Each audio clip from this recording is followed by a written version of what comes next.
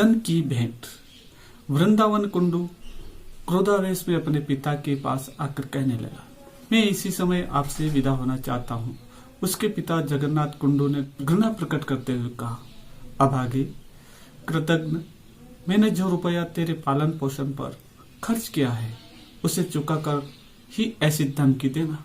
जिस प्रकार का खान पान जगन्नाथ के घर चला करता था उस पर कुछ अधिक व्यय न होता था। भारत के प्राचीन ऋषि मित व्ययता के लिए ऐसी ही वस्तुओं का प्रबंध कर लिया करते थे। जगन्नाथ के व्यवहार से ज्ञात होता था वह इस विषय में उन ऋषियों ही के निर्मित आदर्शों पर चलना पसंद करता था, यद्यपि वह पूर्ण रूप से इस आदर्श को निभाने में असमर्थ था।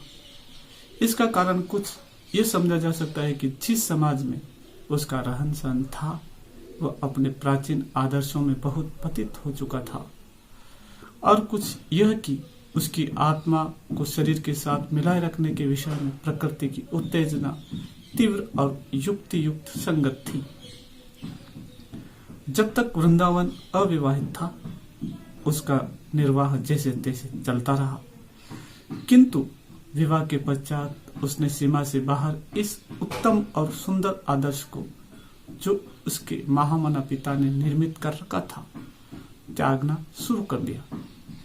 ऐसा ज्ञात होता था कि सांसारिक सुख ऐश्वर्य के संबंध में उसके विचार आध्यात्मिकता से शारीरिकता की ओर परिवर्तित हो रहे हैं, और खाने पीने की न्यूनता से उसे भूख, प्यास, सर्दी, गर्मी और जो कष्ट भी सामने आते हैं उसने उन्हें सहना पसंद न करके संसार के साधारण व्यक्तियों के आचरण का अनुसरण करना आरंभ कर दिया।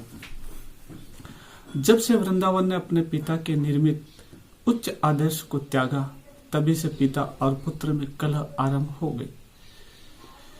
इस कलह ने चरम सीमा का रूप उस समय धारण किया जब वृंदावन की पत्नी अधिक रुग्ण हुई और उसकी चिकित्सा के लिए एक वैद्यराज बुलाया गया। यहाँ तक का व्यवहार भी क्षमा करने योग्य था, किंतु जब वैद्यराज ने रोगी के लिए एक अधिक मूल्य की औषधि का निर्णय किया तो जगन्नाथ ने समझ लिया कि वैद्यराज अयोग्य है और वैद्य के नियमों से बिल्कुल अपरिचित।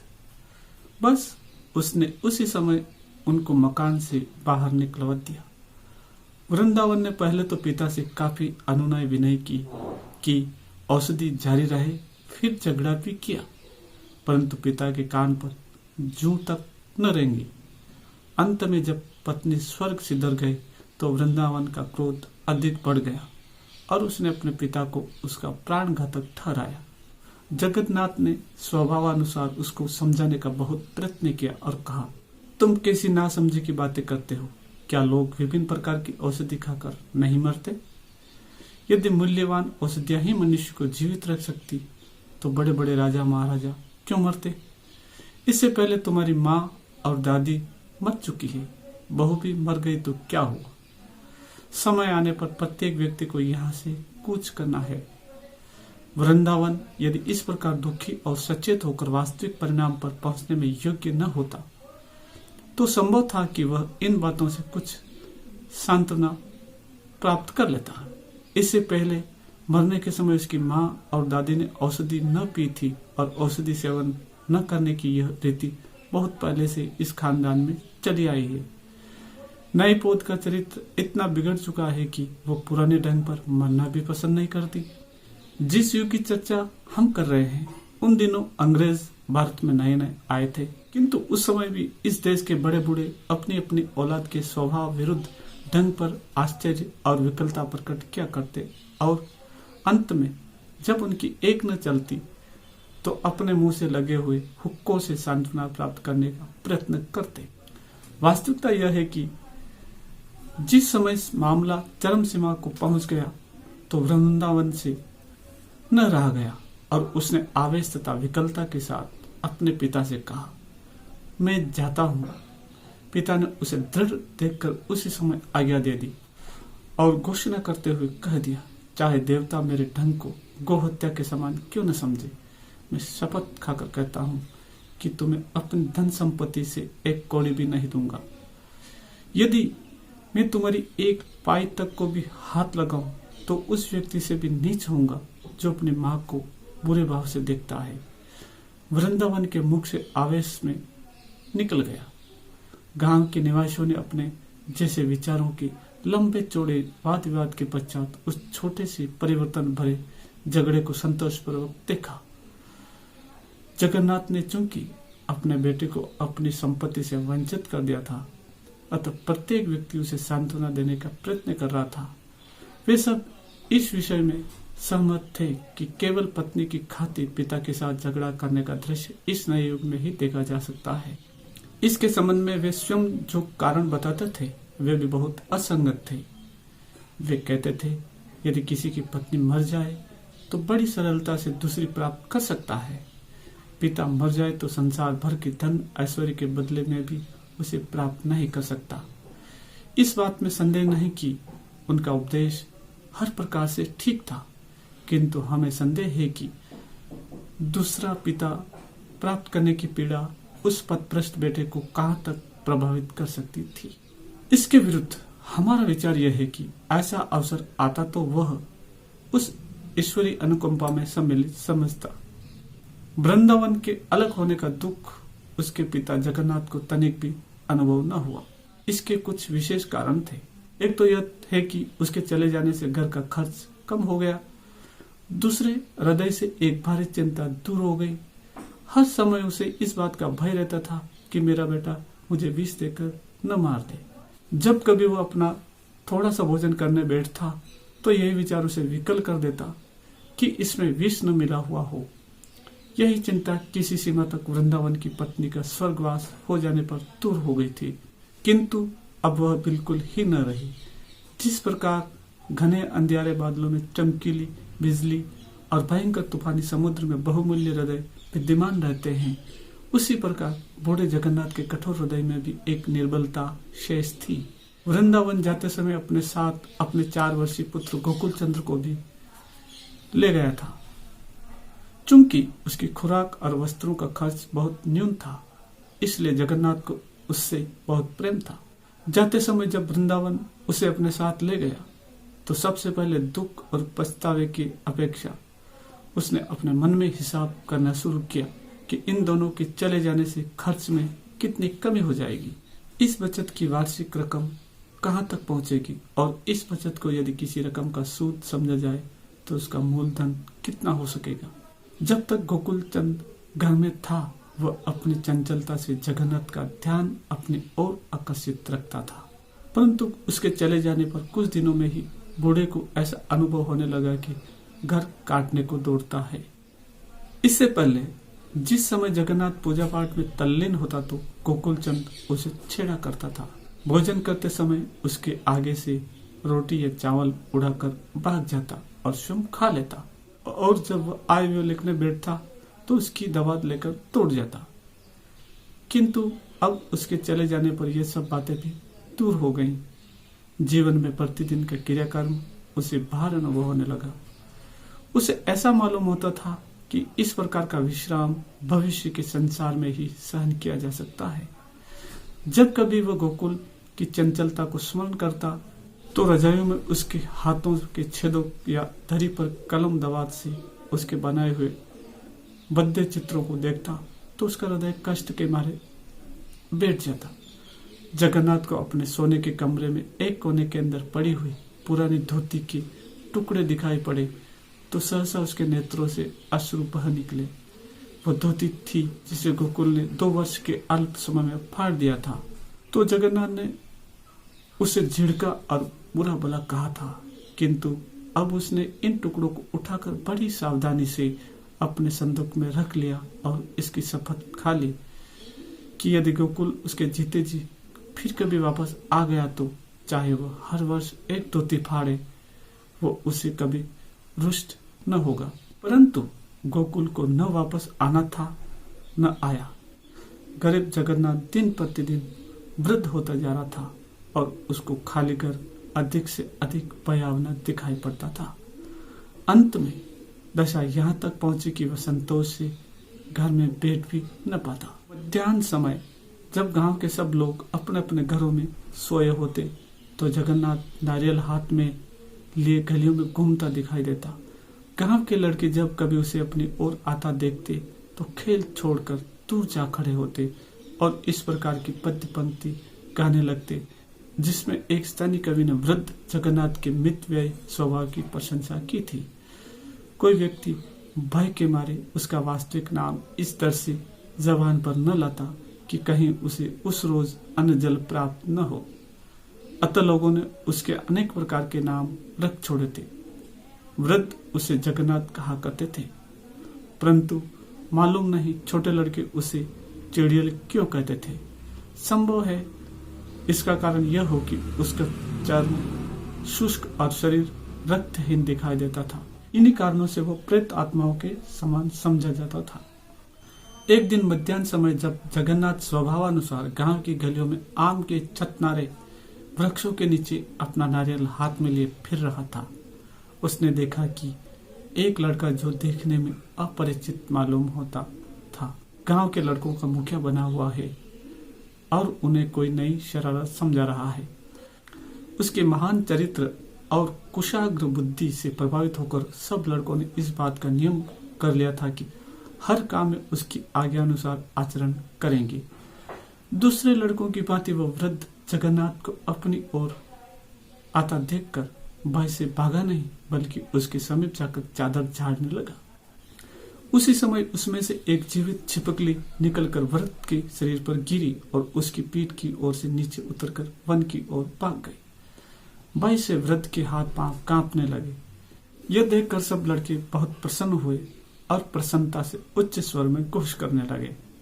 वृद्ध जगन्नाथ बड़बड़ाता और गालियां देता हुआ बहुत दूर निकल गया, किंतु वो अंगोछा जो प्राय उसके कंधों पर पड़ा रहता था सहसा गायब हो गया और दूसरे ही क्षण उस अपरिचित लड़के के सिर पर बंधी हुई पगड़ी के रूप में दिखाई देने लगा। लड़के की ओर से इस प्रकार की चेष्टा देखकर जगन्नाथ पहले तो कुछ चिंतित हुआ, फिर वो गांव की प्रतिदिन की कठोरता को इस प्रकार पराजित होते देखकर प्रसन्न भी हुआ। काफी दिनों से लड़के उसकी छाया ही देखकर तू भाग जाया करते थे और उसे उनसे बोलने तथा बातचीत करने का अवसर ही न मिलता था।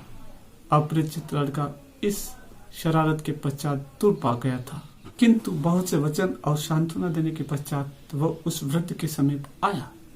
फिर दोनों में निम्न बातें होने लगी। बेटा, तुम्हारा नाम क्या है? नित्य पाल। घर कहाँ है? मैं नहीं बताऊंगा। क्यों नहीं बतलाओगे? मैं घर से भागकर आया हूं। भागे क्यों थे? मेरा पिता मुझे स्कूल जाने को कहता था। जगन्नाथ के हृदय में विचार आया, ऐसे होनहार लड़के को स्कूल भेजना कैसी व्यर्थ की बात है। वो कैसा लड़के के भविष्य के परिणाम की ओर से आंखें मीचे रहने वाला पिता होगा जो इसे स्कूल भेजना चाहता है। थोड़ी देर पश्चात वह कहने लगा, अच्छा, तुम मेरे घर रहना पसंद करोगे? लड़के ने उत्तर दिया, क्यों नहीं। उसी दिन से वो लड़का उसके घर रहने लगा। उसे घर में प्रवेश करते हुए इतना भी भय न हुआ जितना अंधेरे में किसी वृक्ष के नीचे जाने से हो सकता है। इतना ही नहीं, बल्कि उसने अपने वस्त्र और भोजन के विषय में ऐसे निर्भयतापूर्ण ढंग पर प्रश्न करने आरंभ किए जैसे वो उस घर में वर्षों से परिवार का अंग रहा है। यदि कोई वस्तु इसकी इच्छानुसार न होती तो वो जगन्नाथ से झगड़ा आरंभ कर देता। जगन्नाथ अपने बेटे को तो डरा धमका भी लेता, परंतु उसे बस में लाना सरल न था। उसकी हर बात माननी पड़ती। गांव के लोग आश्चर्य में थे कि जगन्नाथ ने नित्यपाल को क्यों इस प्रकार सिर पर चढ़ा रखा है। यह सर्वविदित था कि वृद्ध अब कुछ दिन नहीं तो कुछ सप्ताह का अतिथि है और वे इस बात को सोचकर बहुत दुखित होते थे कि उसके स्वर्ग से धरने पर उसकी संपत्ति का अधिकारी यही लड़का होगा। वे सब इस बात पर लड़के से ईर्ष्या करने लगे थे। उन्होंने यह भी निश्चय कर लिया कि उसे अवश्य हानि पहुंचाने का प्रयत्न करेंगे, परंतु जगन्नाथ उसकी ऐसी निगरानी रखता जैसे वो उसकी पसली की हड्डी हो। कभी कभी लड़का धमकी देकर कहता, मैं घर चला जाऊंगा। ऐसे अवसर पर वृद्ध लोभ लालच का जाल बिछाकर कहता, मैं अपनी सारी संपत्ति तुमको ही दे दूंगा। लड़का हर प्रकार से कम आयु का था, तब भी इस वचन के महत्व को खूब समझता था। गांव वालों से और कुछ न हो सकता था। उन्होंने उस लड़के के बाप के संबंध में जांच आरंभ की। उनको यह सोचकर बहुत दुख होता था कि उसके माता पिता उसकी याद में दुखी होंगे। लड़का बड़ा चंचल है, जो उन्हें इस प्रकार छोड़कर भाग आया है। वे इसे हजार हजार गालियां देते होंगे, किंतु ये सब बातें वे जिस आवेश में करते थे, इससे स्पष्ट प्रतीत होता था कि वे न्याय नहीं, ईर्ष्या से काम ले रहे हैं। एक दिन वृद्ध को किसी बटोही की जबानी ज्ञात हुआ कि दामोदर पाल अपने बेटे की खोज में समीप के गांवों और कस्बों में फिर रहा है और कुछ ही समय में वह इस गांव में आना चाहता है। नित्य ने जब यह बात सुनी तो सहज भाव से उसके हृदय के प्रेम में आवेश आया। वह उद्विग्नता की दशा में धन संपत्ति छोड़कर अपने पिता के पास जाने को तैयार हो गया। जगन्नाथ उसे रोकने के लिए प्रत्येक संभव रीति से प्रयत्न करता था। अतः उसने कहा, तुम अपने पिता के पास जाओगे तो वह तुम्हें पीटेगा। मैं तुम्हें एक ऐसे स्थान पर छिपा दूंगा कि किसी को भी तुम्हारा पता न मिल सके, यहाँ तक कि गांव वाले भी मालूम न कर सकेंगे। इस बात से लड़के के हृदय में आश्चर्य उत्पन्न हुआ और कहने लगा, बाबा मुझे कहाँ छिपाओगे? ऐसा भला स्थान तो मुझे भी दिखा दो। जगन्नाथ ने उत्तर दिया, यदि वह स्थान मैं इस समय दिखा दूं तो लोगों को खबर हो जाएगी, रात हो जाने दो। बच्चों में आश्चर्यजनक स्थान देखने की उत्कृष्ट लालसा होती है। नित्य भी उसी तरह यह बात सुनकर प्रसन्न हुआ। उसने अपने हृदय में विचारा कि जब मेरे पिता मेरी खोज करने के पश्चात वापस चले जाएंगे तो मैं दौड़ लगाकर लड़कों के साथ उस स्थान पर आंख मिचौनी खेला करूंगा और कोई मालूम न कर सकेगा कि मैं कहाँ छिपा हूँ। वास्तव में उस समय बड़ा आनंद आएगा। पिताजी संपूर्ण गांव छान मारेंगे और मुझे कहीं नहीं पा सकेंगे। बड़ी दिल लगी होगी। मध्याह्न के समय जगन्नाथ लड़के को कुछ समय के लिए मकान में बंद के वापस आने पर नित्य ने उससे इतने प्रश्न किए कि वह परेशान हो गया। अंत में जब रात हुई तो नित्य कहने लगा, बाबा अब तो वह स्थान मुझे दिखा दो। जगन्नाथ ने उत्तर दिया, अभी रात नहीं हुई। इसके कुछ समय पश्चात लड़के ने फिर कहा, बाबा अब रात बहुत हो गई है, अब तो चलो। जगन्नाथ ने धीरे से कहा, अभी गांव के लोग सोए नहीं हैं। नित्य फिर एक क्षण के लिए रुका और बोला, बाबा इस समय तो सब लोग सो गए हैं, आओ अब चलें। रात बहुत हो चुकी थी। गरीब लड़का इतनी देर तक कभी न जागा था, इसलिए उसको जागे रहने में बड़ी कठिनाई पड़ रही थी। अंत में आधी रात के समय जगन्नाथ लड़के की बाह पकड़कर स्वप्निल गांव की अंधेरी गलियों में रास्ता टटोलता बाहर निकला। सब दिशाएं सुनी थीं, चारों ओर सुनापन था। कभी कभी कोई कुत्ता भौंकने लगता तो और कुत्ते भी उसके साथ मिलकर भौंकना आरंभ कर देते। इसके अतिरिक्त कहीं कहीं उसके पैरों की आहट से कोई पक्षी वृक्ष की टहनी से पंख फड़फड़ाता हुआ उड़ जाता। नित्य भय से कांप रहा था, किंतु जगन्नाथ ने उसका हाथ दृढ़ता से पकड़ा हुआ था। कई खेतों में से होकर अंत में ये लोग जंगल में प्रविष्ट हुए। यहाँ एक जीर्ण मंदिर खड़ा हुआ था, जिसमें किसी भी देवता की मूर्ति दिखाई न पड़ती थी। नित्य ने उसे देखकर निराशा भरे स्वर में कहा, बस यही स्थान था। यह स्थान उसकी कल्पना से सर्वथा भिन्न था, क्योंकि उसमें कोई आश्चर्य की बात न थी। जब वह घर से भागा था, अनेक बार ऐसे खंडहर मंदिरों में रातें व्यतीत कर चुका था। इतना होने पर भी आंख मिचौनी खेलने के लिए यह स्थान सुंदर था, अर्थात ऐसा उसके साथ खेलने वाले लड़के यहाँ उसकी खोज न कर सकते थे। जगन्नाथ ने फर्श के बीच से एक पत्थर की सील उठाई।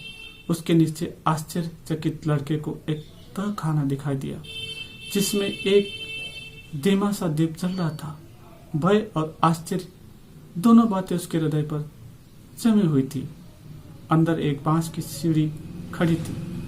जगन्नाथ नीचे उतरा और नित्य भी उसके पीछे हो लिया। नीचे उतर कर लड़के ने इधर उधर देखा तो उसके चारों ओर पित्तल के टोकने पड़े हुए दिखाई दिए। उसके अंत में एक आसन बिछा हुआ था और सामने थोड़ा सिंदूर, घिसा हुआ चंदन, कुछ जंगली फूल और पूजा की शेष सामग्री रखी हुई थी। लड़के ने अपनी जिज्ञासा पूर्ति के लिए उन टोकनों में से कुछ के अंदर हाथ डाला और जब बाहर हाथ निकालकर देखा तो मालूम हुआ कि उनमें रुपए और सोने की मोहरें भरी हुई है। इतने में वृद्ध जगन्नाथ ने नित्य से कहा, नित्य, मैंने तुमसे कहा था ना कि अपनी सारी संपत्ति तुम्हें दे दूंगा।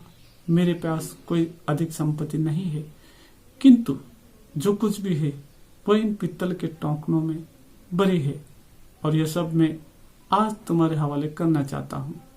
नित्य प्रसन्नता के मारे उछल पड़ा और बोला, सच?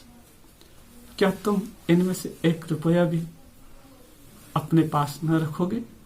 वृद्ध ने उत्तर दिया, यदि मैं इसमें से कुछ लूं तो भगवान करे मेरा वह हाथ कोड़ी हो जाए, किंतु यह संपत्ति मैं तुम्हें एक शर्त पर देता हूं। यदि कभी मेरा पोता गोकुलचंद या उसका पोता या परपोता या उसकी औलाद में से कोई व्यक्ति भी इस रास्ते से होकर जाए तो तुम्हारे लिए अनिवार्य होगा कि यह सारी संपत्ति उसको सौंप दो। लड़के ने ध्यान से सोचा और निश्चय के साथ विचारा कि वृद्ध पागल हो गया है। फिर कहने लगा, बहुत अच्छा, ऐसा ही करूंगा। जगन्नाथ ने कहा, बस तो इस स्थान पर बैठ जाओ। क्यों? तुम्हारी पूजा की जाएगी।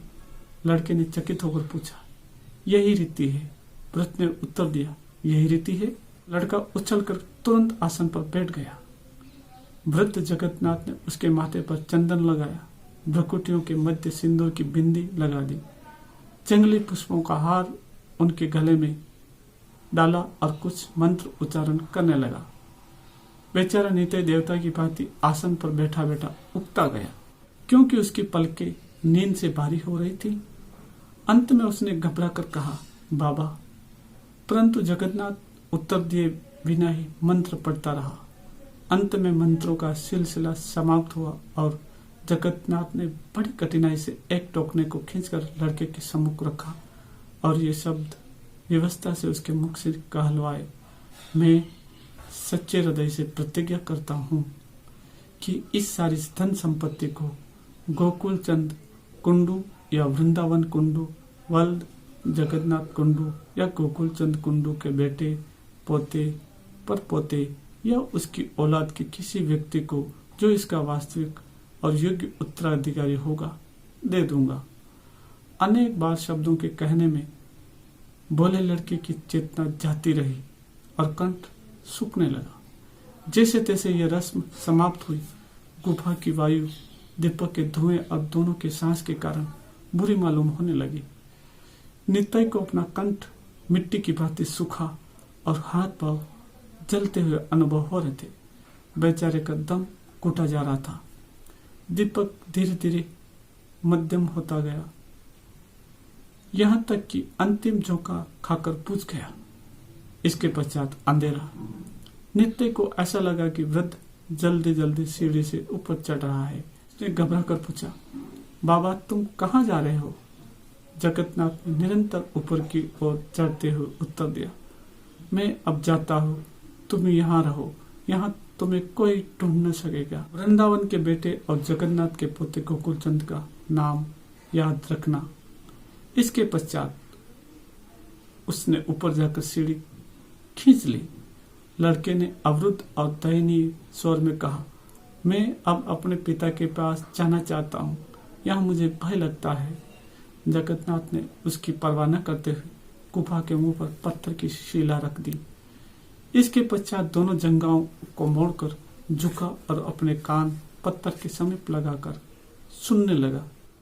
अंदर से आवाज आई, बाबा जी, बाबा जी। फिर किसी भारी वस्तु के फर्श पर गिरने की आवाज सुनाई दी और इसके पश्चात फिर किसी भारी वस्तु के फर्श पर गिरने की आवाज सुनाई दी और इसके पश्चात निस्तब्धता छा गई। इस प्रकार अपनी संपत्ति उसको सौंपकर वृद्ध जगन्नाथ ने जल्दी जल्दी पत्थर के ऊपर मिट्टी डालनी आरंभ कर दी।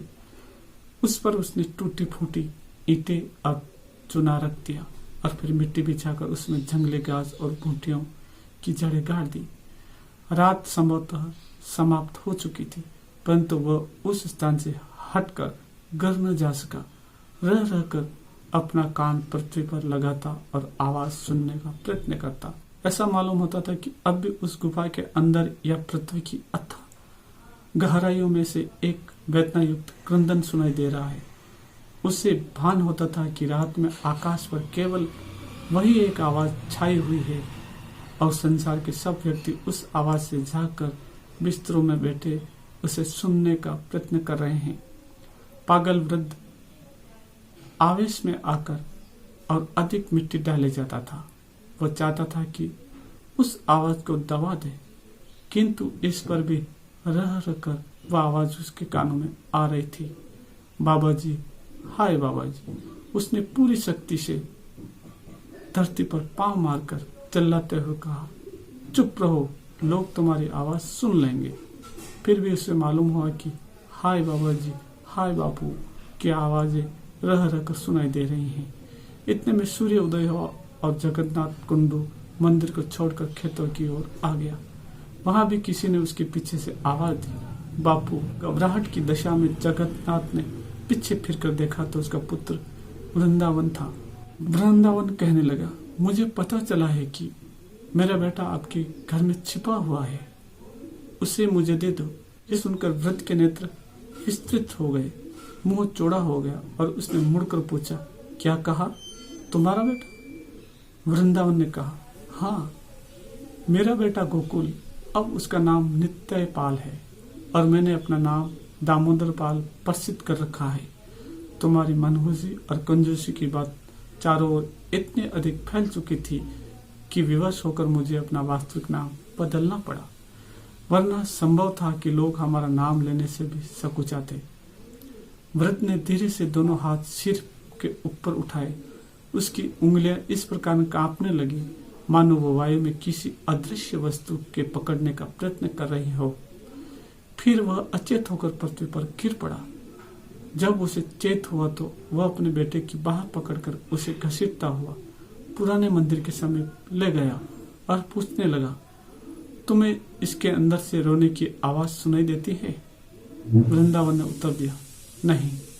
वृद्ध ने कहा, ध्यान से सुनो, कोई आवाज अंदर से बाबा जी कहते हुए सुनाई नहीं देती? वृंदावन ने फिर कान लगाकर उत्तर दिया, नहीं। इससे वृद्ध जगन्नाथ की चिंता किसी सीमा तक दूर हो गई। साथ ही उसके मस्तिष्क ने भी उसे जवाब दे दिया। उस दिन के पश्चात उसकी दशा यह थी कि गांव में आवारा फिरता और लोगों से पूछा करता, तुम्हें किसी के रोने की आवाज तो नहीं सुनाई देती? लोग उसके पागलपन पर ठहाका लगाते। इसके लगभग 4 वर्ष पश्चात जगन्नाथ मृत्युशैया पर पड़ा था। संसार का प्रकाश धीरे धीरे उसके नेत्रों के सामने से दूर होता जा रहा था और सांस अधिक कष्ट से आने लगी थी। सहसा वह विक्षिप्त अवस्था में उठकर बैठ गया। उसने अपने दोनों हाथ ऊपर को उठा लिए और वायु में इस प्रकार चलने लगा जैसे किसी वस्तु को टटोल रहा हो और कहने लगा, मेरी सीढ़ी किसने उठा ली? उस भयानक बंदी गृह में से जहां न देखने को प्रकाश और न सांस लेने के लिए वायु थी, बाहर निकलने की सीढ़ी न पाकर वह फिर अपनी मृत्युशैया पर गिर पड़ा और जहां संसार की स्थायी आंख मिचौने के खेल में कोई छिपने वाला पाया नहीं गया, उस श्रेणी में लोप हो गया। तो दोस्तों, कहानी यही समाप्त होती है।